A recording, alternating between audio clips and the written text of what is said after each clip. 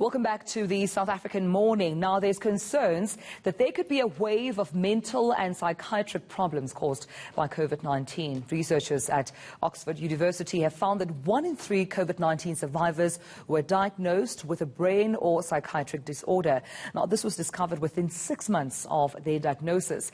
But to discuss this, neurology specialist Dr. Andre Mokhan speaks to us from right here in Johannesburg. Doc, thank you so much for your time and welcome. This is a conversation quite concerning. We're dealing with the pandemic, but also there's a warning and concern that there might be other long-term effects that patients need to be aware of. Take us through what data is showing us here. Yeah, so thank you for that invitation and also for bringing that to the attention. I think it's important to raise awareness about this. Is really a study that has first now been shown on a big data set that there are quite a number of sort of neurological and neuropsychiatric sequelae that we find post-COVID infection.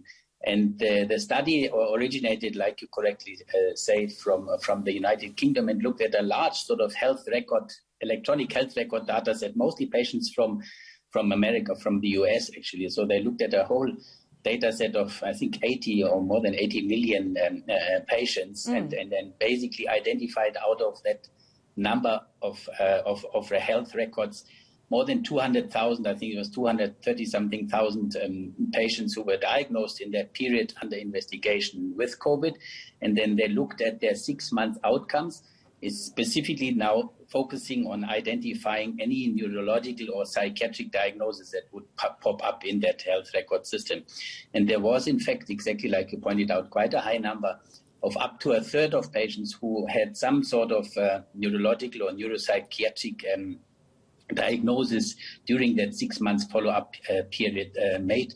And that is obviously something that previously had been suspected in small case series where neurological and psychiatric diseases were picked up. But this is now a large data set that really seems to confirm that, and that's why it's important to raise awareness and be mindful of this. I mean, Doc, please pardon my ignorance here and please give us some insight because we know that COVID-19 is more of a respiratory disease. Now, what then causes some of the neurological diagnosis as well as the psychiatric diagnosis that we're seeing here?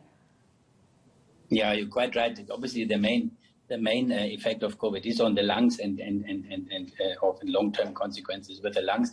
But the diagnosis that were looked at in terms of neurological and psychiatric manifestations, so these are strokes of all kinds of types, whether it's infarct type of stroke or bleeding type of stroke, other things like Parkinsonism or Parkinson's disease-like appearances, dementia.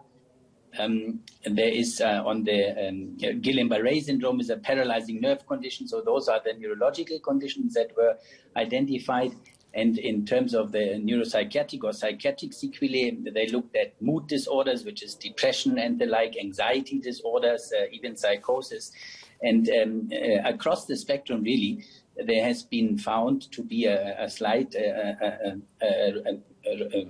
relative significant increase in this cohort. They compared this particular COVID cohort of 200-something thousand patients very thoroughly against other people in that health record system. So people who had a normal influenza, like a flu-like illness or other respiratory tract infection, even compared it with data sets of patients with completely unrelated diagnosis, and there seems to be that relatively robust association with COVID of all those neuropsychiatric sequelae.